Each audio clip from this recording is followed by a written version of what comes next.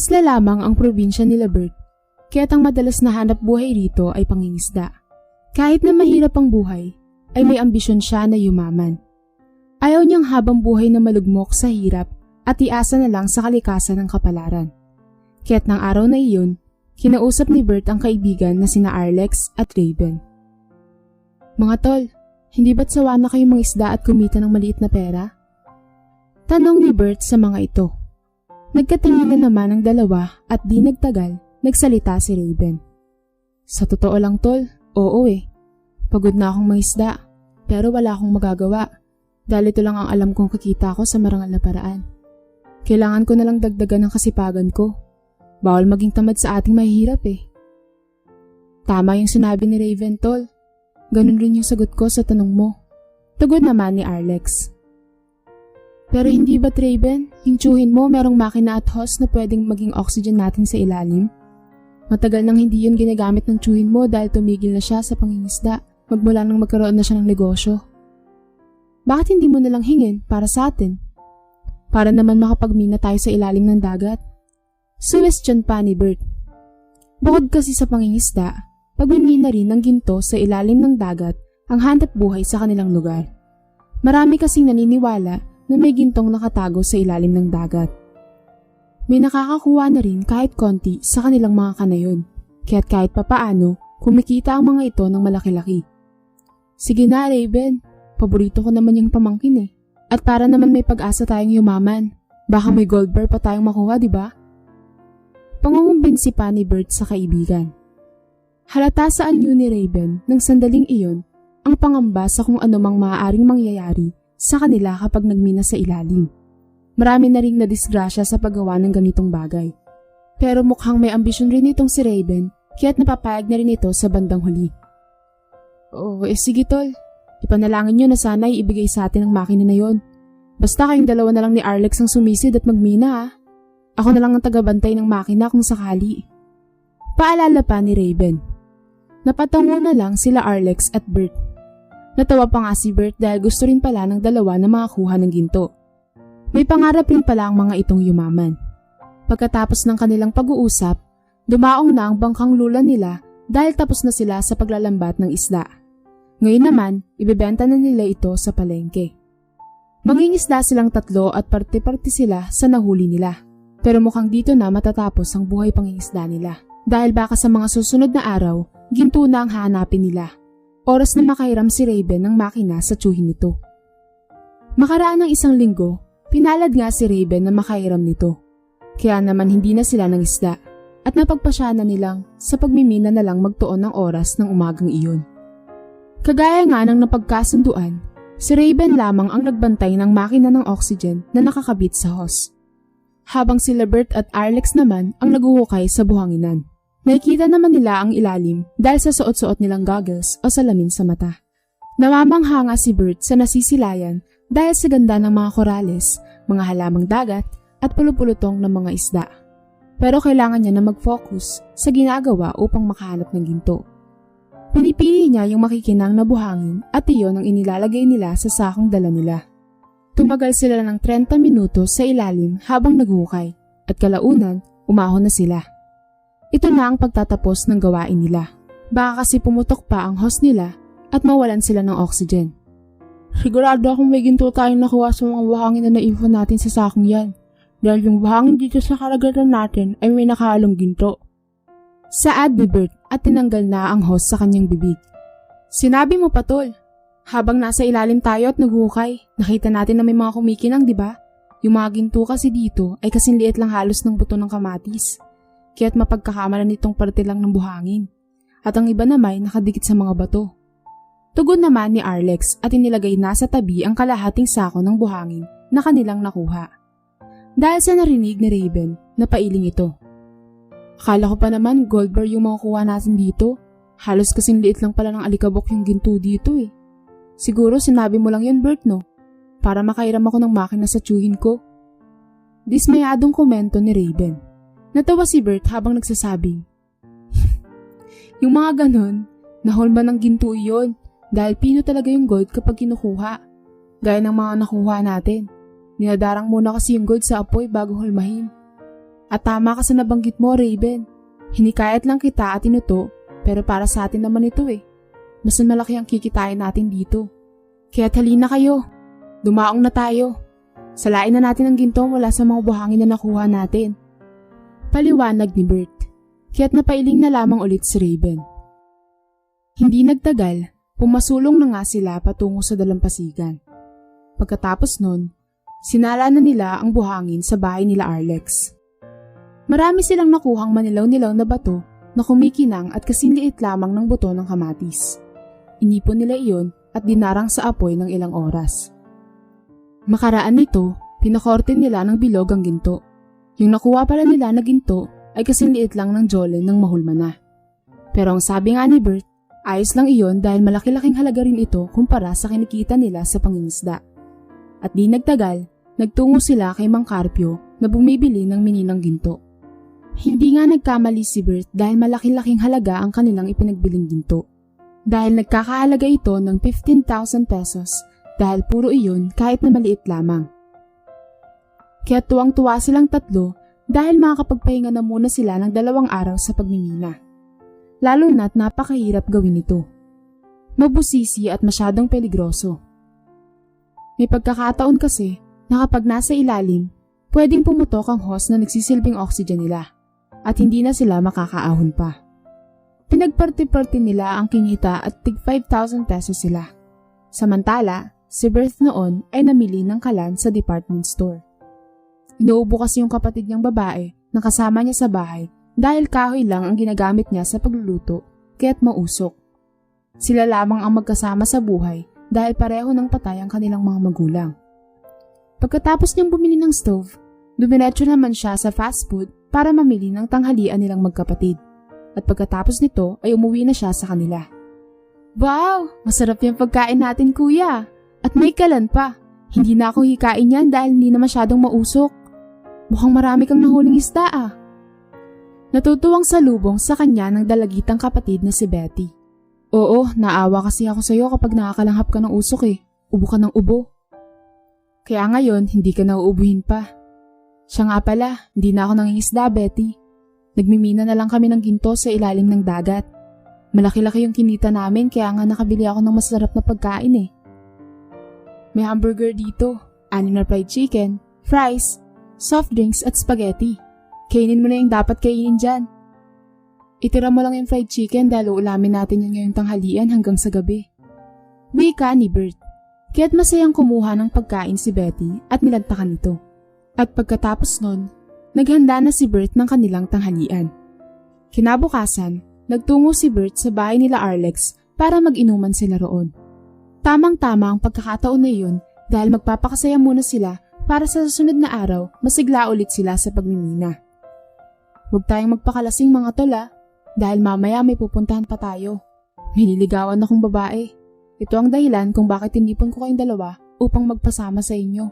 Sambit ni Arlex at di nagtagal, dahan-dahang umiinom ng serbesa. Pambihira ka naman, tol. Anong gagawin namin dun ni Bert? Ang kumanta? Makalumang paraan na yun ah. Tanong naman ni Raven na may kasamang pagtawa. Ano pa ba?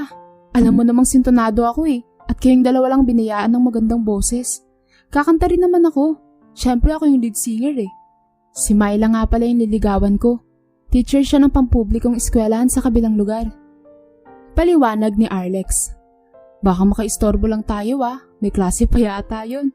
Sa tingin mo ba, papatol yun sa'yo? Isa ka lang mangingisda at the same time minero. Alam mo naman yung mga teacher. Hindi naman sa nilalahat ko, pero for sure edukado rin na katulad nila ang gusto nilang mapangasawa. Baka ako may pag-asa pa sa teacher dahil sa ating tatlo, ako lang ang nakapagtapos. At isa pa, kaya nga sila nagpapalaganap ng edukasyon sa mga estudyante eh. Ganun rin siguro ang gusto ni Myla sa lalaking makakasama niya sa buhay. Sabat naman ni Bert na pumapapak ng inihaw na bangus na pulutan nila na may manghang na sausawan.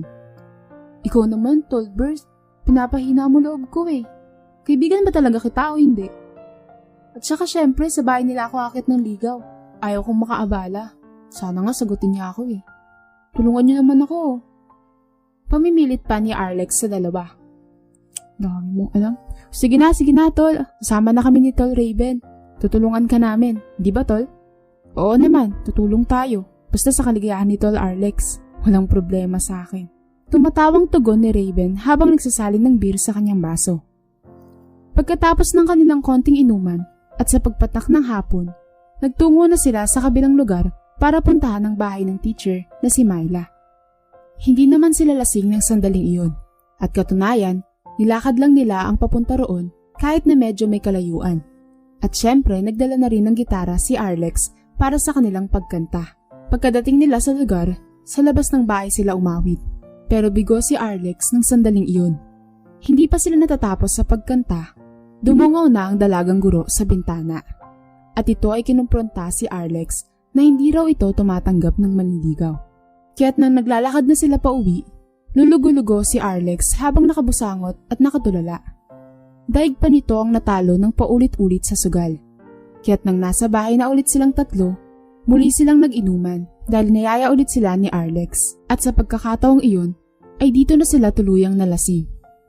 Gusto nang umuwi ni Bert ng oras na iyon, kaya't nagpaalam na siya sa dalawa. Pero hindi niya nahinintay ang pagsagot ng mga ito dahil pareho ng bagsak sa mesa. Kaya't lumabas na siya at inayos na lang ang pagkakasara ng pintuan. Naglakad siya patungo sa kanilang tirahan kahit alam niya na susuray-suray ang kilos niya. Bago pa makarating sa kanila si Bert, hindi niya inaasahan na bigla siyang bubusinahan ng isang kotse. Dito niya na lang napagtanto na nasa gitna pala siya ng kalsada. Sa inisiguro ng nagmamaneho ng sasakyan, ay bumaba ito kasama ang nobya nito. Nang titigan nito ni Bert, hindi siya maaaring magkamaling sina Anton nito at si Diana. Manager sa isang sikat na restaurant ang lalaki, samantalang yung babae naman ay dating nililigawan ni Bert. Tingnan mo nga naman, love, kung sino yung lasenggo at hampas lupang paharang-harang dito sa daanan. Si Bert na isang mabahong mangingisda na dati mong maniligaw. Kadiri ang lalaki niyan, tapos tatanga-tanga pa. Hoy, lasenggong Bert, magpapakamatay ka ba? Yan na ba kahirap ang buhay niyong magkakapatid? Pipiliin mo na lang na maglaseng tapos magpatiwakal? Tapos yung makakasagasa pa sa'yo yung pananagutin ng kapatid mo para magkaroon ng pera? Kawawa naman kayo. Bakit kasi hindi ka nagsusumikap? Tuloy, nagmukha kang basura sa daan eh. Pasalamat ka pa nga, di kita sinasagasaan. Dahil kahit na basura ka, mahalaga ka pa rin sa akin. Kawawa naman kasi yung hikain mong kapatid kapag nawalan pa ng kuya. Mga ulilang lubos na nga kayo, mawawalan pa yung kapatid mo ng mabahong kuya na mangingisda. Paninigaw sa kanya ni Anton. Nagpantig ang tenga ni Bert. Tinignan niya ng masama ang lalaki habang nagsasabing, "Huwag mong idadama yung kapatid ko sa pang-iinsulto mo sa aking hayop ka. Nasa iyo na nga yung girlfriend mo. Daig mo pa yung taong inagawan sa galit mo sa akin. Kita mo na ngang lasing ako oh. Sorry kung di ko agad napansin. Magbusina ka lang, tapos. Tatabi naman ako eh, hindi yung kung ano-ano pong pinagsasabi mo dyan." Nagpatuloy na sa paglalakad si Bert. Pero hindi nagustuhan ni Anton ang paraan ng pagsagot niya dito. Bumunot ito ng baril at pagkatapos ay hinampas siya nito sa ulo gamit ang armas na hawak. Kaya't napatumba siya habang iniinda ang kanyang ulo. Samantalang si Diana, inaawat na ang nobyo pero hindi nagpapapigil si Anton at muling tinutukan si Bert. "Huwag mo akong sabihang hayop ha. Huwag mo akong ituring na mababa na gaya mo dahil manager ako. Hindi gaya mo na isang mangingisdang amoy araw at amoy basura. Gusto mo bang iparamdam ko sa'yo kung sino yung hayop? Pwes, pagbibigyan kita. Tatadta rin kita ng bala sa katawan na parang nangangaso ako ng usa." Galit at seryosong sambit ni Anton habang unti-unti nang nilalapat ang hintuturo nito sa gatilyo ng baril. Pero mabilis na umawat ang nobyang si Diana. May sinabi ito sa lalaki. "Huwag mo nang patulan yan, love. Kaya ako nga hindi yan sinagot at binasted ko dahil hampas lupa yan gaya ng sabi mo. Ika nga sa kasabihan, pagpatulan ng walang kwentang tao. At hindi na dapat nating pinapansin yung gaya ng Bert na yan, napatapon na ang buhay." Dahil sa nabanggit ni Diana, unti-unting nawala ang galit ni Anton at ibinilik na nito sa gun holster ang armas. Samantalang si Bert ng mga sandaling iyon, di makapagsalita dahil di nito akalain na tututukan siya ng baril. "Tama yung sinabi mo, love. Huwag na natin siyang pansinin dahil wala siyang kwentang tao. Pero may ipapagawa muna ako sa kanya dahil gusto kong matuto siya ng leksyon. Hoy ikaw, Bert, dilaan mo itong suot kong leather shoes. Namansya na kasi ito ng putik eh, wala pa naman akong dalang basahan. Nandito ka lang naman sa harapan kong basura ka. Yung dila mo na lang yung gawin mong basahan. Dahil kung hindi mo yun gagawin, idadamay ko sa galit ko yung kapatid mong hikait. Nakita mo naman yung baril ko, di ba? Kaya sige na, dilaan mo na ang leather shoes ko para wala ka ng pagsisihan. Bilisan mo! Sambit ni Anton. Mahal na mahal ni Bert ang kapatid. Para sa kanya, masaktan man siya, wag lang ang minamahal sa buhay. Kaya't kahit nandidiri sa pinapagawa nito sa kanya at kahit mabawasan man ang kanyang dangal, daan-daan niyang ang inilalapat ang mukha niya sa sapatos nito. Bago pa niya ito dilaan, ay kusa nang inilapit ng lalaki ang sapatos nito sa mukha niya. At nang makita siya nito na walang balak dilaan ng sapatos, muli nitong binunot ang baril at tinutok sa kanya. Didilaan mo ba o hindi? Papatayin kita na parang hayop. Banta pa ni Anton sa kanya. Kaya't napilitan na lamang siyang dilaan ng sapatos nito. Nilinis ng dila niya ang lahat ng dumi para matapos lang ang lahat at di na madamay ang kapatid niya. Tila natuwa naman si Anton sa ginawa niya, kaya't natadyakan siya nito sa muka habang nagsasabi ng, "Sige na, hampas lupa, umuwi ka na sa inyo.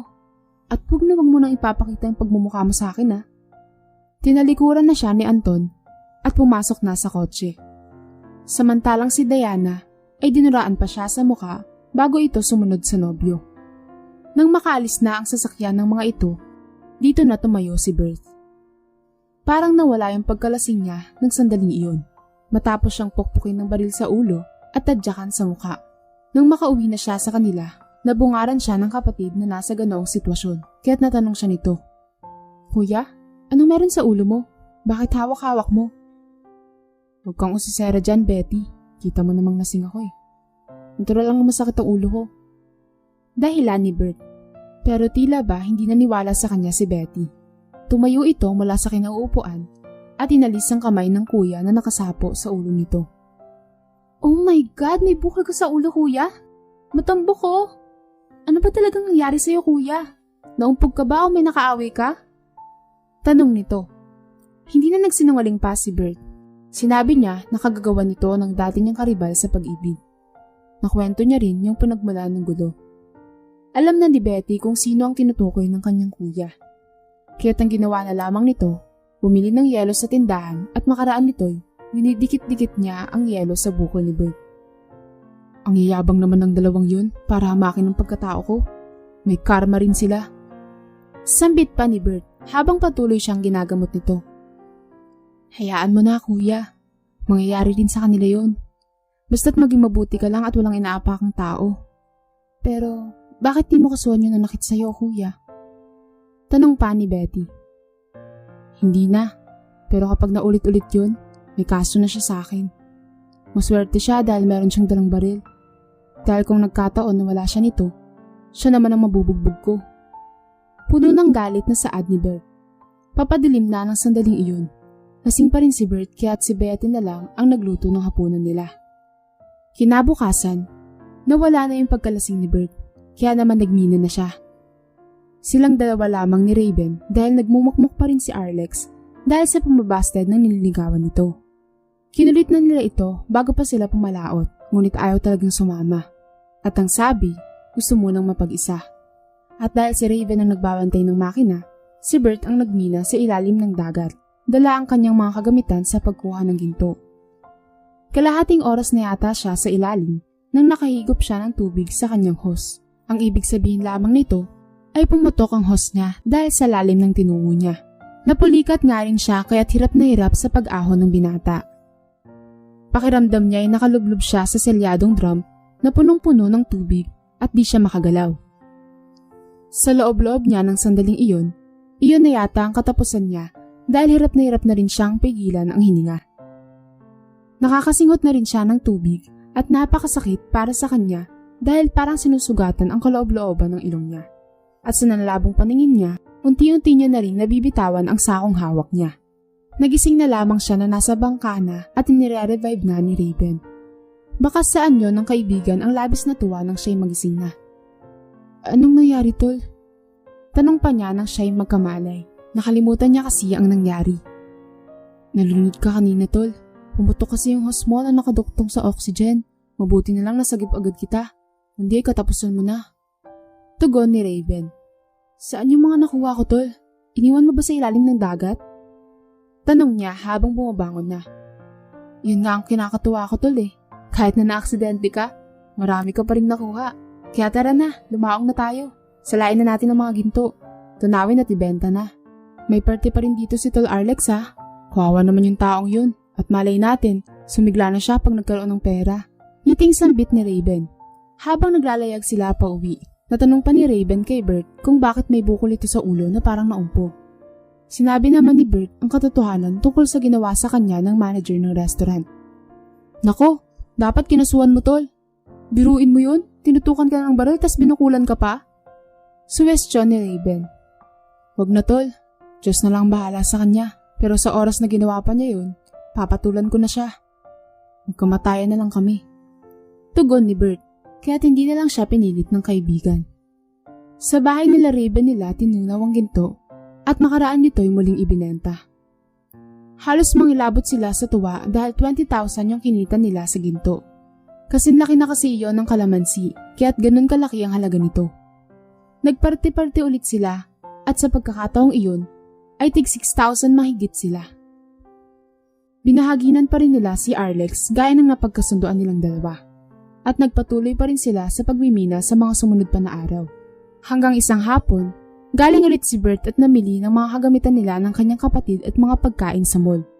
Nang siya ay papauwi na, mayroon siyang nadaan ng napakalaking bahay. Kaya't napahinto siya sa paglalakad. Pinagmasdan niya ang tirahan na may 3 palapag. Namangha kasi siya sa kinapupwestuhan ng bahay dahil kung sa 3rd floor aakyat, matatanaw yung kabilang lugar na may mga bundok, ilog at maliit na pamayanan. Matagal niya na ang pinangarap na magkaroon ng ganitong klaseng bahay na matatanaw ang ganda ng kalikasan. Subalit dahil sa uri ng kanyang hanap buhay, hanggang sa panaginip niya na lang siguro ito makakamtan. Nagpatuloy na siyang maglakad pa uwi. Pinili niya ang lugar na ito dahil shortcut ito patungo sa kanilang munting bahay. Maya-maya pa'y biglang merong tumawag sa kanya. Paglingon niya, nagulat siya nang may makitang matandang babae na nakasilip sa rehas ng gate. Payat na payat ito na animoy na paglipasan ng gutom. Pero magara ang suot nitong damit at may hawak itong tungkod. Dahil sa awa niya, ay nilapitan niya ito at nagtanong kung anong kailangan. Gusto ko lang sanang magpabili ng pagkain sa'yo, iho. Isang buwan na kasi akong di nakakakain ng maayos eh. At wala na rin akong stock ng pagkain dahil wala na akong nauutusan. Hirap na rin akong maglakad, kaya't pwede ba na ipagbili mo ako? Ako nga pala si Doña Flor de Liza, ang may-ari nitong bahay. Pakiusap at pagpapakilala ng matandang babae. Pumayag naman si Bert dahil halata naman talaga sa itsura nito na kailangan nito ng tulong. Pero di niya maiwasan na di magtanong. Ikinalulugod ko po kayong makilala, Doña Flor de Liza. Pero nasaan po yung pamilya niyo? May mga kasambahay po ba kayo? Bakit wala kayong nauutusan? Wala na akong anak na nabubuhay ngayon, iho. Patay na silang 2. Kung di mo tatanungin, 99 anyos na ako. Yung 2 kong anak ay maagang pumanaw. Samantalang yung mga apo ko ay wala nang pakialam sa akin dahil abala sila sa ibang bansa at may mga pamilya na rin. Nadala na rin ako mag-hire ng kasambahay dahil dati napagnakawan ako. Yun ang dahilan kung bakit wala akong nauutusan na bumili ng pagkain ko. Pero hindi ko alam kung anong meron sa'yo, iho. Kung bakit napakagaan ng loob ko sa'yo at gusto kitang pagkatiwalaan.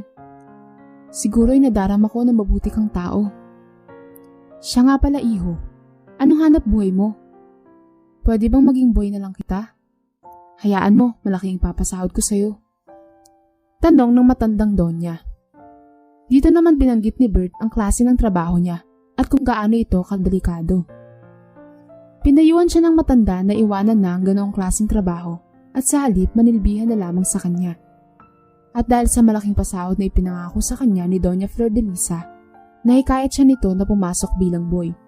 Kaya't nang hapon na iyon ay binilhan niya nga ng pagkain ng matanda. Pinaglutuan ito at nilinis rin niya ang kwartong tinutulugan nito. Pero umuwi rin siya sa kanila pagsapit ng gabi dahil ayon sa matanda, baka hinahanap na siya ng kanyang pamilya. Magmula nun, ay di na siya nagmimina pa. Ipinaubayan niya na lang sa 2 kaibigan ang pangunguha ng ginto at yung kinikita ng mga ito. Nagtuon na lamang siya sa paninilbihan sa pamamahay ng matandang babae. Mabait naman ang pakikitungo nito sa kanya. Paisi-isi lamang ang trabaho niya. Ilang buwan niya rin ito ang inalagaan. Hanggang sa ito'y pumanaw na dahil sa katandaan. Pero bago pa mawala ang Donya, ipinamana sa kanya ang bahay, lupa at kotse nito. At ang mga iba pang pag-aari nito ay namana niya rin, gaya na lang ng minahan, palaisdaan at restaurant. Ipinamana sa kanya ni Doña Flordelisa ang kayamanan dahil sa natuklasan nila sa isa't isa bago pa ito mawala. Maglola pala sila. Ina ito ng kanyang nanay. Nagkaroon kasi ng sama ng loob ang Donya dahil nag-asawa ng mahirap ang nanay ni Bert, kaya't nagkalayo ang landas ng mag-ina. Dati pala ay nakatira sa Maynila si Doña Flordelisa, ngunit kalaunan lumipat ito sa probinsya nila. At di nito akalain na doon rin pala ang lugar nila. Ayon sa matanda noong nabubuhay pa, gumawa na siguro ng landas ang Diyos upang magtagpo silang maglola. Siya nga pala, itinuring na kasi dati ni Doña Flordelisa ang anak niya na ito'y patay na dahil matagal nang hindi nakikita.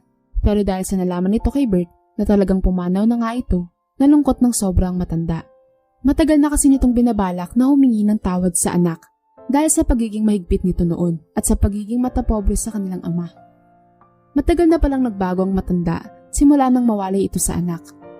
Naging mapagbigay na ito sa mga mahihirap, kaya nga naaabuso at napagnanakawan pa. At dahil sina Bert at Betty na lang ang available na apo, dahil ang mga pinsan nila sa ibang bansa ay wala nang pakialam, sa kanila na lamang ipinamana ang lahat ng ari-arian. Malungkot at the same time masaya ang nararamdaman ng magkapatid ng sandaling iyon. Malungkot dahil namatay na ang lola nila at di man lang nila nakasama ng mas matagal pa. Masaya naman dahil mararanasan na nila ang buhay mayaman. Matagal nang nakapagtapos ng kolehiyo si Bert. Hindi lang nakapaghanap ng magandang trabaho dahil sa pahirapan makatagpo nito. Kaya ngayon, siya na halos ang nagmamanage ng lahat ng ari-arian ng lola nila ng malibing na ito. Samantalang yung dalawang kaibigan niya ay kinuha niyang tagapangasiwa ng kanyang minahan ng ginto. Malaki ang pinapasahod niya kanila Raven at Arlex, kaya tiniwanan na ng mga ito ang pagmimina sa dagat. Siya nga pala, si Arlex ay nakatagpo na rin ng nobya na tanggap ang buo niyang pagkatao. At samantala, natuklasan naman ni Bert na restaurant pala ng kanyang lola ang pinangangasiwaan ni Anton na siyang nang-api sa kanya noon at naghamak ng sobra. At dahil siya na ang bagong CEO ng negosyong iyon, napagpasya niyang tanggalin na ang hambog na manager na ito sa kanyang restaurant. Pero lumuhod ito sa kanyang harapan kahit di niya naman pinag-uutos na gawin iyon. Dinidila-dilaan pa nito ang leather shoes niya para lang hindi ito masibak. Oh, anong pakiramdam ng pinapagawa mo sa akin noon? Hindi ba't nakakababa sa sarili at mangyak-ngyak ka na lang dahil wala kang kalaban-laban? Hindi man lang maipagtanggol ang sarili at labis na nandidiri sa dumi ng sapatos? At ipinagmamalaki mo pa sa akin na manager ka dito sa kumpanya? Ito na siguro ang karma mo. Naging mayabang ka noon sa kung ano man ang meron ka at masyadong mong minamaliit ang mas nakakababa sa'yo. Leksyon mo na ito sa buhay. Pasalamat ka pa nga hindi kita pinakulong sa pananakit mo noon eh. Hindi na kita kailangan dito sa negosyo ko. You're fired! Nanggagaliiting sigaw niya. Pero todo pa rin ang pagmamakaawa ni Anton. Sir, sorry na po. Patawarin mo na po ako sa lahat ng nagawa ko sa inyo. Mamatay po kami sa gutom ni Diana. Please lang po. Kahit kumain pa ako ng tae, gagawin ko. Basta't mapatawad mo lang, sir. Lumulobo pa ang sipon nito dahil sa labis na pag-iyak. Ngunit naging matigas ang puso ni Bert at sa tuwing nakikita niya ang pangit na pagmumukha ni Anton, bumabalik sa kanyang alaala ang minsanang lumuhod siya dito. Kaya inutusan niya na lang ang kanyang mga bodyguard na ilabas na si Anton sa opisina niya dahil hindi na ito manager sa kanyang restaurant. Hanap na lamang siya ng mas deserving, yung tipong bukod sa magaling na sa trabaho ay may mabuti pang kalooban. Pasensya na lang, Anton. Ang bawat pangyayari na dumarating sa buhay mo ay siya mo lang itinanim noon. Hindi ko na mapipigilan ng tadhana na maganap ito sa'yo at sa iyong girlfriend na si Diana. Nanakit ka at yung girlfriend mo nandura sa akin. Nilait at tinapaktapakan ng pagkatao ko. Nagtanim kayo ng masamang butil, kaya't iyon rin ang inaani nyo ngayon. Sana na may naniniwala na kayo sa karma at lasapin ng paghihirap na ginawa ninyo noon sa inyong kapwa. Wika ni Bert sa sarili habang pinagmamasdan si Anton na kinakaladkad palabas ng mga bodyguard dahil pilit pa rin itong nagmamakaawa sa kanya.